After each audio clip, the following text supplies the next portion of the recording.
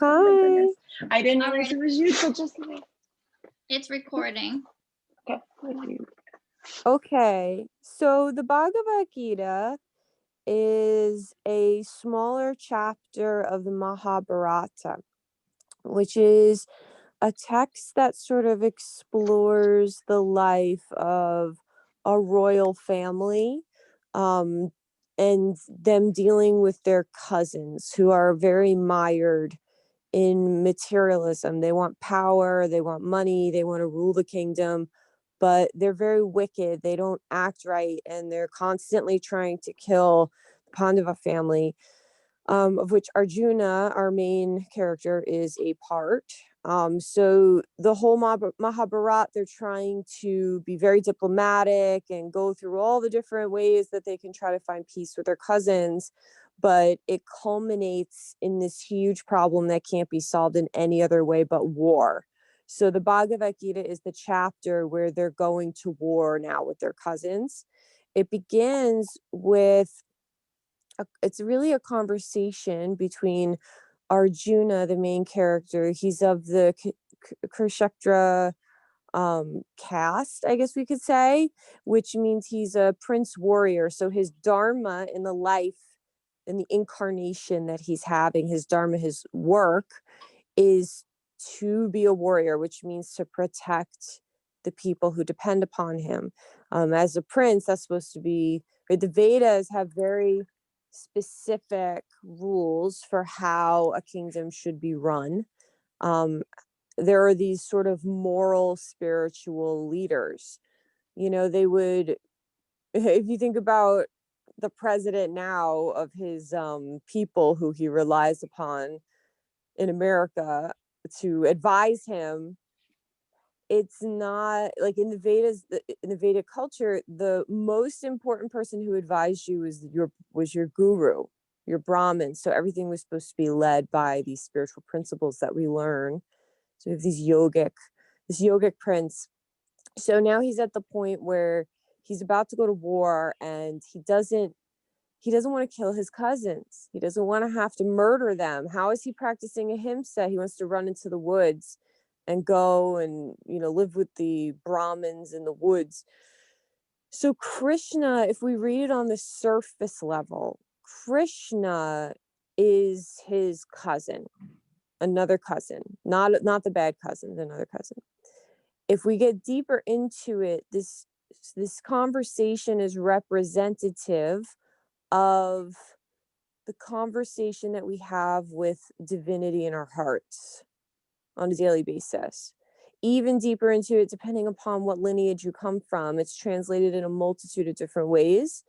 I love reading these stories from the Bhakta lineage or the Vaishnava lineage, where they believe that he exists on another plane of existence, that Krishna is the embodiment of the divine taking form in a way that we can understand, because we can't understand the grandness of the universal power, right? But we can understand the story or the Leela of a person, of these princes fighting a war, right? That's kind of relatable. It's not so relatable to think about, this imperceivable universal energy that guides everything.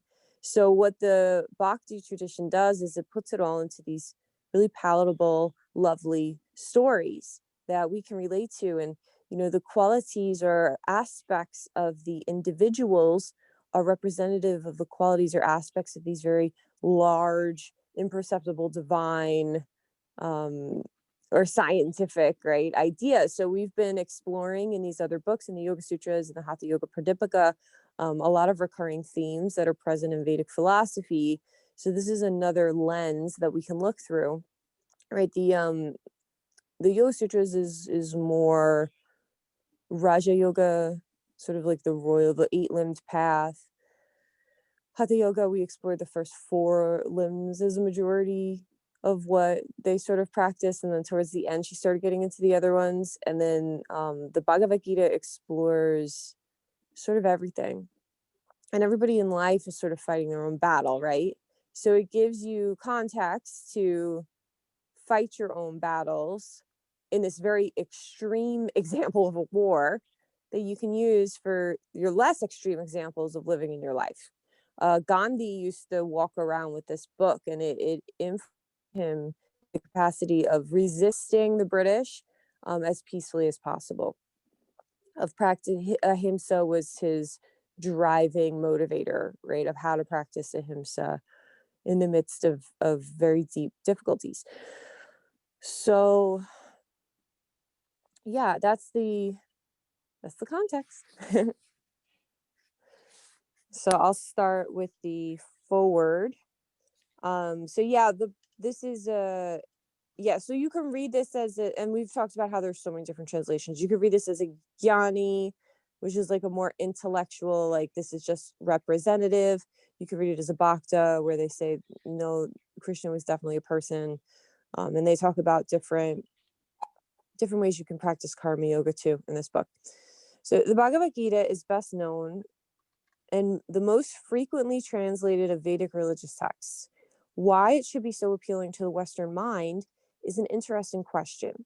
It has drama, for its setting is a scene of two great armies, banners flying, drawn up opposite one another on the field, poised for battle.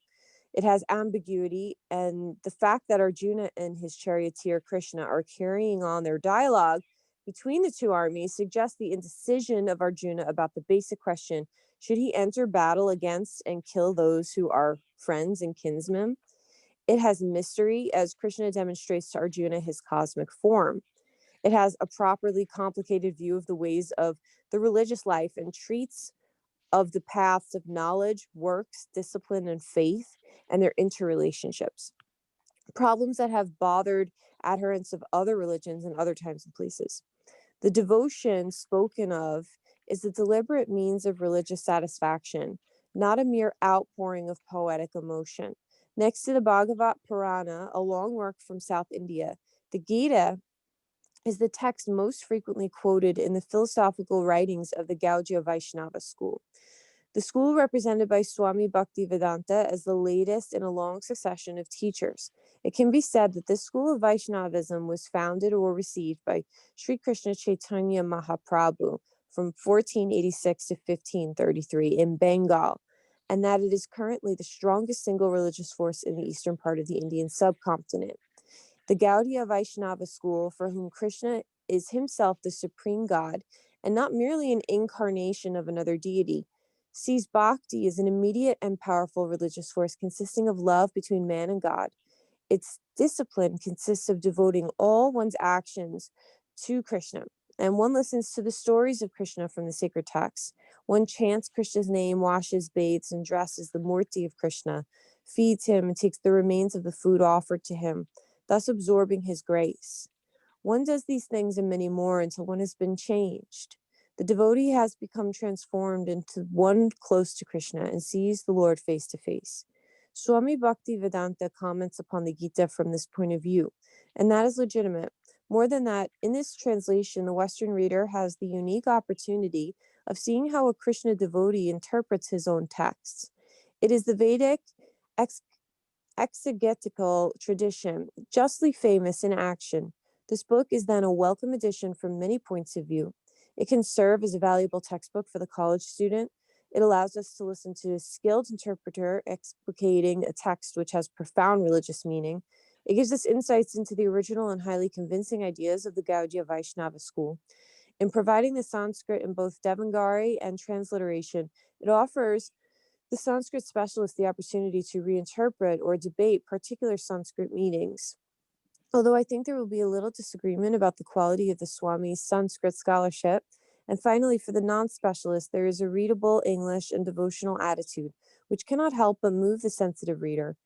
And there are paintings, which incredibly, as it may seem to those familiar with contemporary Indian religious art, were done by American devotees. The scholar, the student of Gaudiya Vaishnavism, and the increasing number of Western readers interested in classical Vedic thought have been done a service by Swami Bhaktivedanta. By bringing us a new and living interpretation of a text already known to many, he has increased our understanding manyfold, and arguments for understanding in these days of estrangement need not be made. And that forward is from Professor Edward C. Dimmock Jr. at the Department of South Asian Languages and Civilization at the University of Chicago. So let's go for the preface. Originally, I wrote Bhagavad Gita as it is in the form in which it is presented now. When this book was first published, the original manuscript was unfortunately cut short to less than 400 pages, without illustrations and without explanations for most of the original verses of the Srimad Bhagavad Gita. In all of my other books, Srimad Bhagavatam, Sri Ishopanishad, etc., the system is that I give the original verse, its English transliteration, word for word Sanskrit English equivalents, translations, and purports. This makes the book very authentic and scholarly and makes the meaning self-evident. I was not very happy, therefore, when I had to minimize my original transcript. But later on, when the demand for Bhagavad Gita as it is considerably increased, I was requested by many scholars and devotees to present the book in its original form, and Messrs. Macmillan and Company agreed to publish the complete edition. Thus, the present attempt is to offer the original manuscript of this great book of knowledge with full parampara explanation in order to establish the Krishna consciousness movement more soundly and progressively. Parampara means an unbroken chain of succession.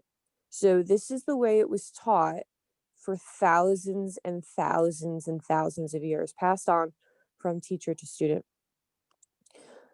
Right. Some of the Bhagavad Gita translations that you get are from these English scholars that went over to India and didn't have the real context because they were never in parampara in that unbroken chain of lineage. So it's kind of it's cool to get this like ancient viewpoint. Okay, so our Krishna consciousness movement is genuine, historically authorized, natural, and transcendental due to its being based on Bhagavad Gita as it is. It is gradually becoming the most popular movement in the entire world, especially amongst the younger generation. It is becoming more and more interesting to the older generation also. Older gentlemen are becoming interested so much so that the fathers and grandfathers of my disciples are encouraging us by becoming members of our great society, the International Society for Krishna Consciousness. In Los Angeles, many fathers and mothers used to come to see me to express their feelings of gratitude for my leading the Krishna Consciousness movement throughout the entire world. Some of them said that it is greatly fortunate for the Americans that I have started the Krishna Conscious movement in America. But actually, the original father of this movement is Lord Krishna himself. Since it was started a very long time ago, but it is coming down to human society by dyslepic succession. If I have any credit in this connection, it does not belong to me personally, but it is due to my eternal spiritual master, his divine grace, Om Vishnupada Paramahasma, Parivrita Charya 108 Sri Srimad Bhakti Siddhanta Sarasvati Goswami Maharaja Prabhupada. If personally I have any credit in this matter, it is only that I have tried to present Bhagavad Gita as it is without adulation. Before my presentation of Bhagavad Gita as it is, almost all the English editions of Bhagavad Gita were introduced to fulfill someone's personal ambition. But our attempt in presenting Bhagavad Gita as it is to present the mission of Krishna. Our business is to present the will of Krishna, not that of any mundane speculator like the politician, philosopher, or scientist, for they have very little knowledge of Krishna despite all their other knowledge. When Krishna says, Mana Mana Bhava, Mad Bhakto, Mad Yaji, Mam Namaskuru, etc., we, unlike the so-called scholars, do not say that Krishna and his inner spirit are different. Krishna is absolute. There is no difference between Krishna's name, Krishna's form, Krishna's quality, Krishna's pastimes, etc.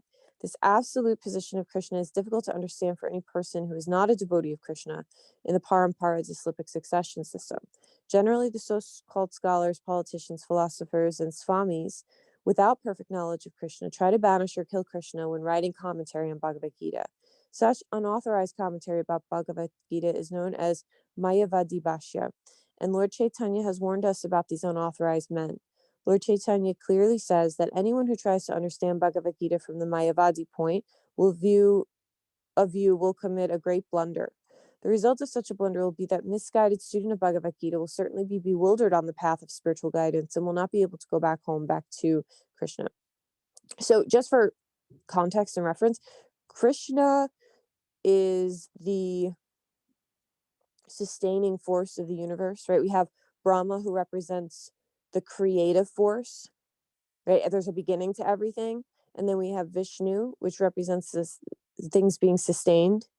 And then we have Shiva, which represents dissolution or the ending. Just to help bring context to that. So those who worship Vishnu are worshiping Krishna. Essentially, they say Krishna is just an incarnation of Vishnu, just so you can understand the context of what they mean when they're saying Krishna, Krishna, Krishna. Our only purpose is to present this Bhagavad Gita as it is in order to guide the conditioned student to the same purpose for which Krishna descends to this planet once in a day of Brahma, or every 8,600,000,000 years. This purpose is stated in Bhagavad Gita, and we have to accept it as it is. Otherwise, there's no point in trying to understand the Bhagavad Gita and its speaker, Lord Krishna. Lord Krishna first spoke Bhagavad Gita to the sun gods some hundreds of millions of years ago. We have to accept this fact and thus understand the historical significance of Bhagavad Gita without misinterpretation, on the authority of Krishna. To interpret Bhagavad Gita without any reference to the will of Krishna is a great offense. In order to save oneself from this offense, one has to understand the Lord as the Supreme Personality of Godhead, as he was directly understood by Arjuna, the person he was talking to in the book. Lord Krishna's first disciple.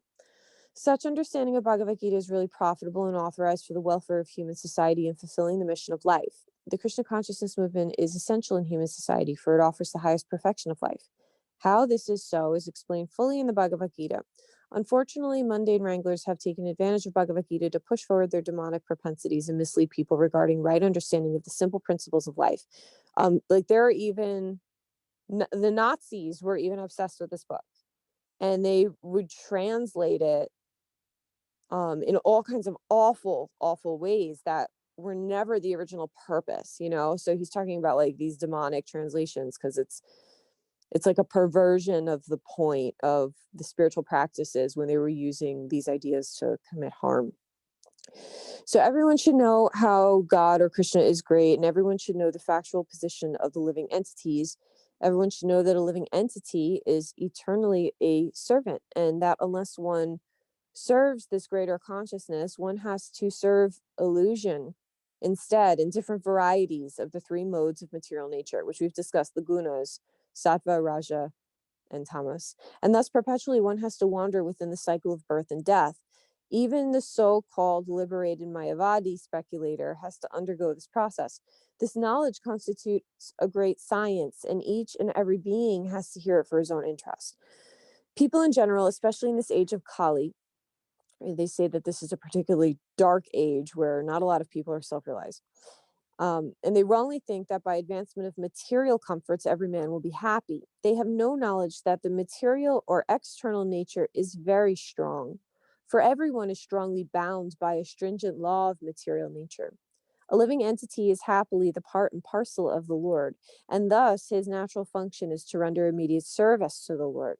By the spell of illusion, one tries to be happy by serving his personal sense gratification in different forms, which will never make him happy, like eating and sex and getting a lot of money and a lot of possessions and things like that. Well, they say it's it'll give you a little tiny blip of happiness, but then the happiness goes away when the thing goes away. So there's always the seed of discontent in the material because it's impermanent, is what the yogis teach.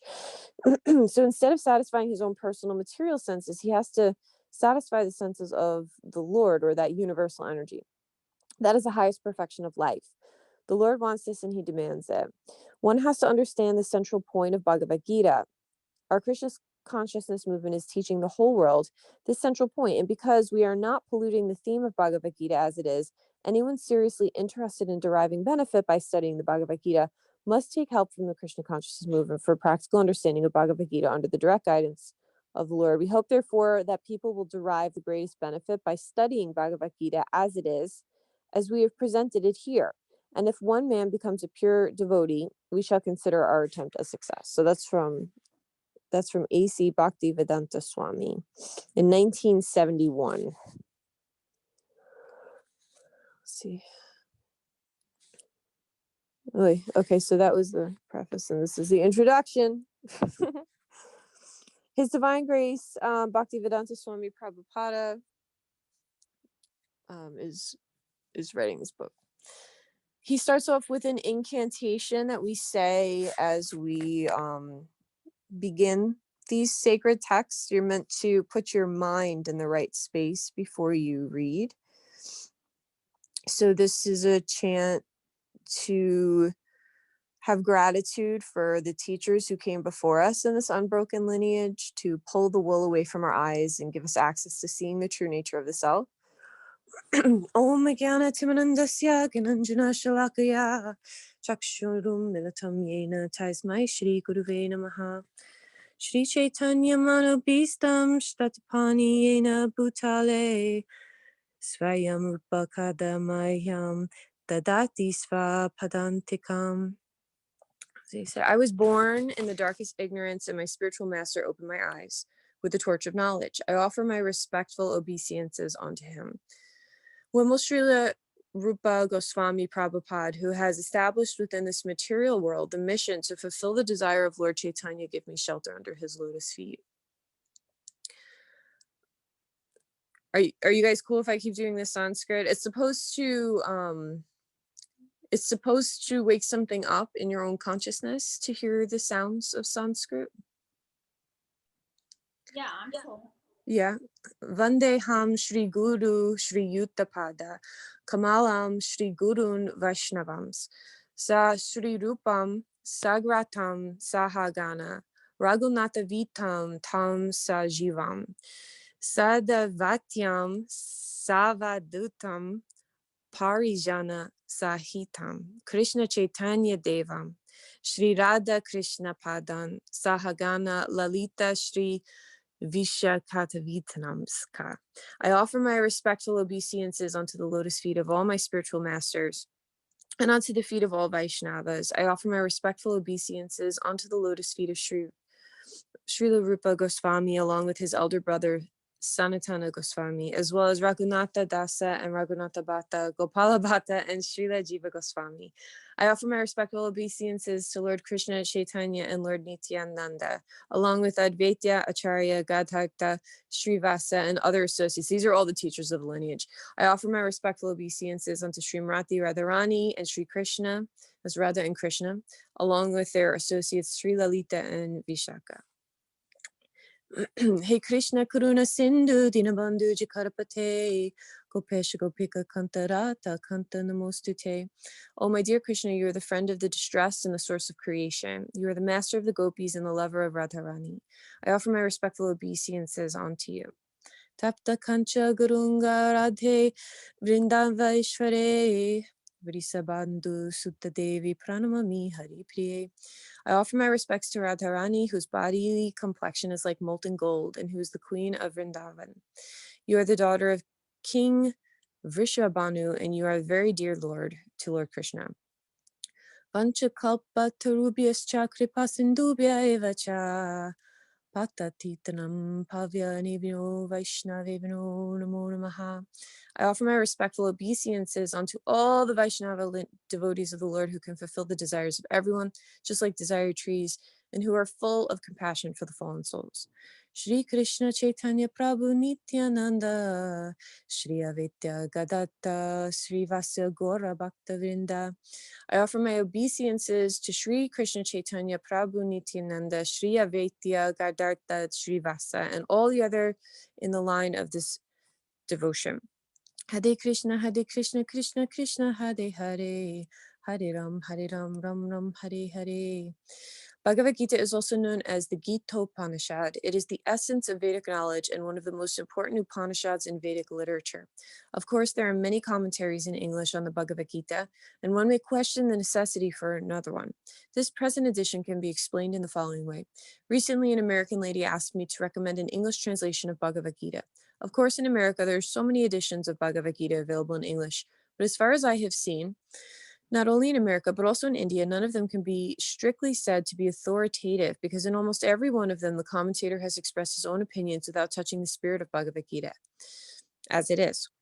The spirit of Bhagavad Gita is mentioned in Bhagavad Gita itself. It is just like this. If we want to take particular medicine, then we have to follow the directions written on the label. We cannot take the medicine according to our own whim or the direction of a friend. It must be taken according to the directions on the label or the directions given by a physician. Similarly, Bhagavad Gita should be taken or accepted as it is directed by the speaker himself. The speaker of Bhagavad Gita is Lord Sri Krishna. He is mentioned on every page of Bhagavad Gita as the Supreme Personality of Godhead, Bhagavan. Of course, the word Bhagavan sometimes refers to any powerful person or any powerful demigod. And certainly here, Bhagavan designates Lord Sri Krishna as a great personality. But at the same time, we should know that Lord Sri Krishna is the Supreme Personality of Godhead, as is confirmed by all the great acharyas, spiritual masters like Shankacharya, Ramanujacharya, Madhavacharya, Nimbarka Swami, Sri Chaitanya Mahaprabhu, and many other authorities of Vedic knowledge in India. The Lord himself also establishes himself the Supreme Personality of Godhead in the Bhagavad Gita, and he is accepted as such in the Brahma Samhita and all the Puranas, especially in the Srimad Bhagavatam, known as the Bhagavat Purana. Therefore, we should take Bhagavad Gita as it is directed by the narration of the personality of Godhead himself.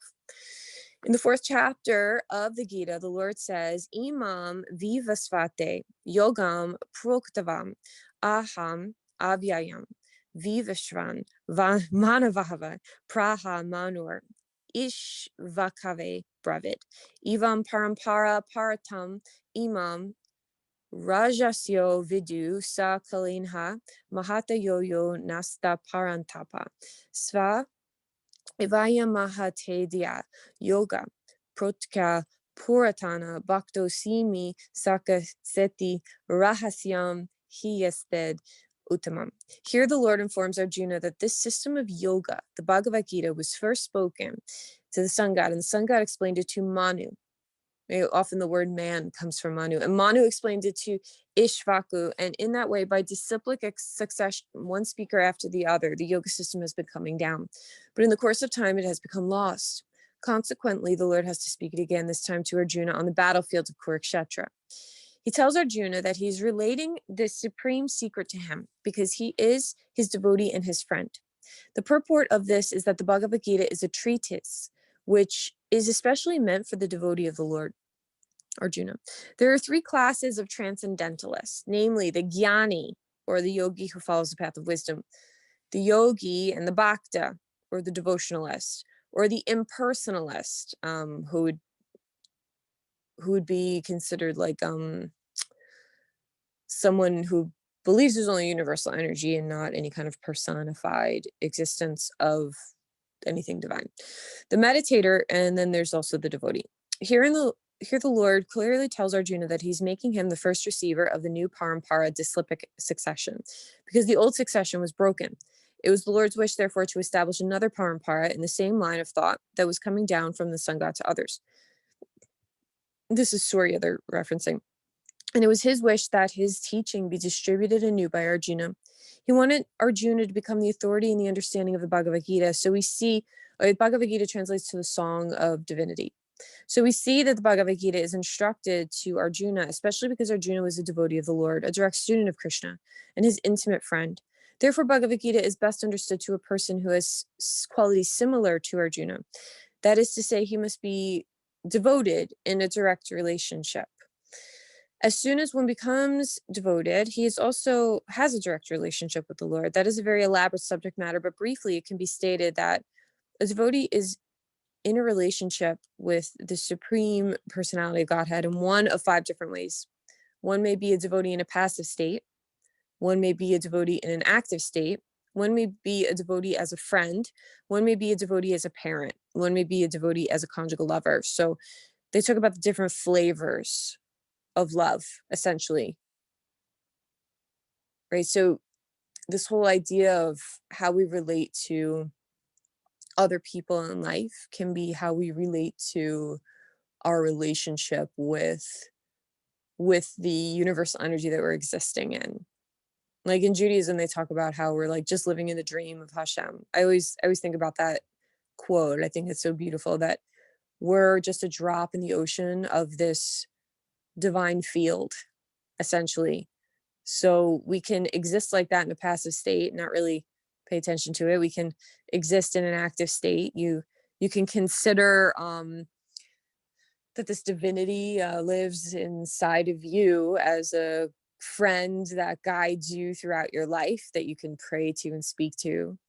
You can view it as that of a parent where you're being guided and it's something you look up to, or you can view it as that of a conjugal lover where you're in just devotion of your lover, right? When you fall in love, you see that other person and you think about them all the time and your heart is devoted to them. You would do anything to them. You're in service to them all the time. They could literally do anything and you still would be in service to them, want to help them make their life good, right? So that's the idea with, we wear these different hats in life, right? I just because we take different forms to other people, it doesn't change the consciousness within us, right? I can take the form of a mother for my little baby. I could take the form or put on the hat of being a wife to my husband. I can be the daughter to my mother.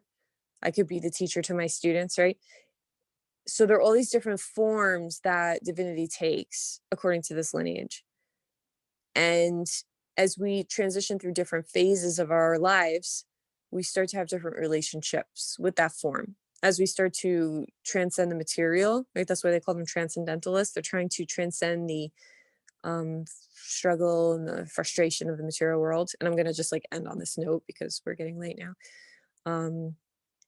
It's all about moving from wearing that hat of living, of being of the world, to putting on the hat of being in the world but not being of the world. We have to talk about that in the Bible too. Can you be in the world but not of the world? Can you exist here but transcend the fluctuations of here, the constant ocean of ups and downs? So that's the point of our journey. So I'll open it up for discussion if anybody has questions or ideas or thoughts on that. I know it was a lot.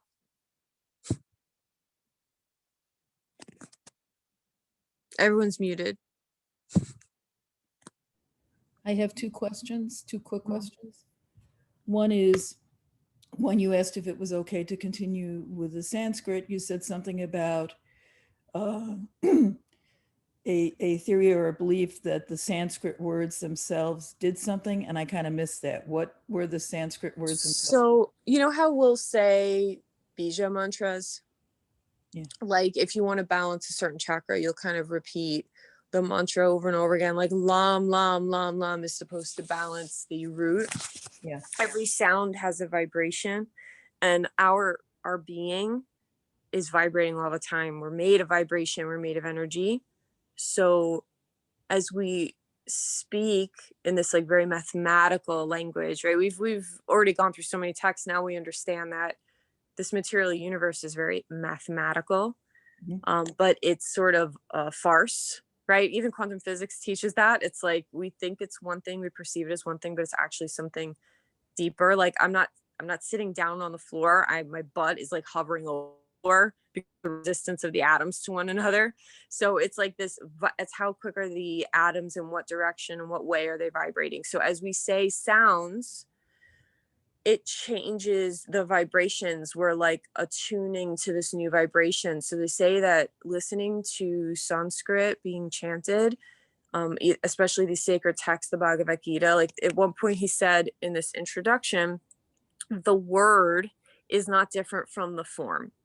So if we're calling out Krishna, Krishna, Vishnu, Vishnu, right? All these words that describe this universal power, we call it to us. We invoke it in our own being. It's like that idea of what we put our attention on changes the behavior of the atoms. So if we're putting our consciousness into this divine vibration, it starts to change us.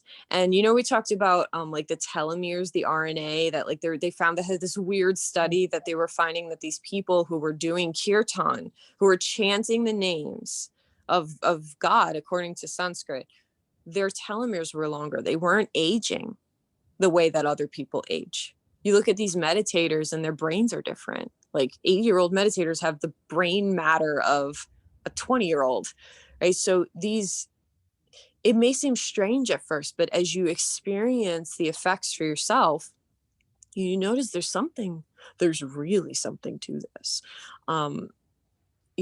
They say in this time of Kali Yuga, this time of darkness, the energy is so heavy. The easiest way to transcend it is to chant these names, is to do kirtan, right? It's like the easiest form of meditation. It brings you right in. If you think about it, if you're singing in your car and you're driving down the road, you've missed like your exit 9 exits back because you're totally absorbed in what you're doing. So we bring that total absorption instead of like rapping about, bitches and hoes. We bring that total absorption into this like high idea, and it changes our vibration. So, when I have a lot of teachers in this lineage, right? I told you guys I've studied in this lineage. I've also studied in Jnana Yoga. But anytime we read a text, we always that was the Mangala Charnam broken down so you could understand the different parts of it. So, as we read this every morning, we'll chant Mangala Charnam before. We don't have to like explain each part, but we'll just chant it to sort of put our mind straight, to put ourselves in a certain mood to be able to absorb the information that's coming to us. And each text has its own invocation at the beginning. Does that answer your question? Yes, thank you. You're welcome. Very much. Thank you. You're welcome. Any other questions? Ideas, thoughts? I want to thank you for putting it in context. That was great. It was You're welcome. Alexandra, you're muted if you're trying to speak. Oh, All right, so you want to do pranayama then, and then yep, sounds good to me. all right. You want to guide it, Pam? Oh, sure. I'm a disaster area looking right now. I can't go.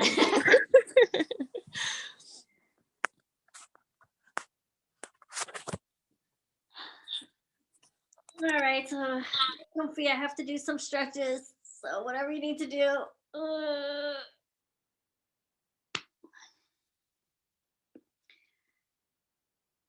Building that nice, strong, straight spine. Breathing in through the nose and out through the nose.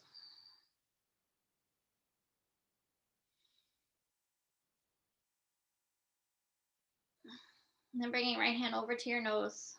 A few rounds of alternate nostril breathing. You'll close your right nostril with your right thumb. Inhale through your left. Close the left with the ring finger and exhale right. Inhale right. Close right, exhale left. Inhale left. Close left. Exhale right. Inhale right. Close right, exhale left. Inhale left. Close left, exhale right. Inhale right. Close right, exhale left. A few more rounds on your own breath, adding locks and retention if it's in the practice.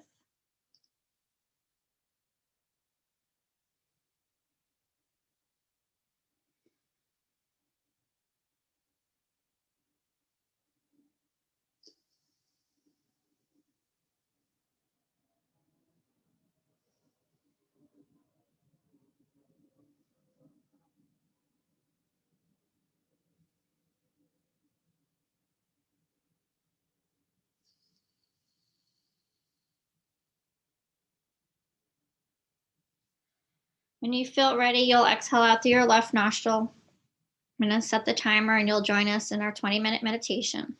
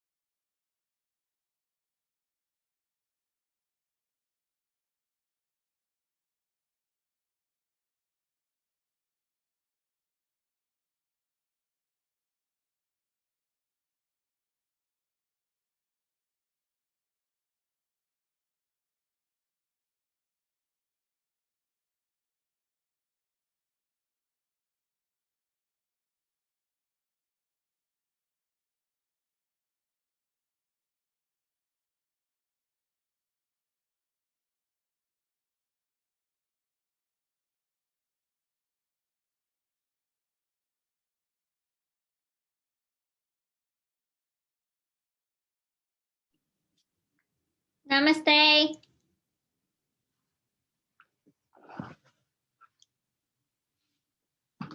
Thank you, guys.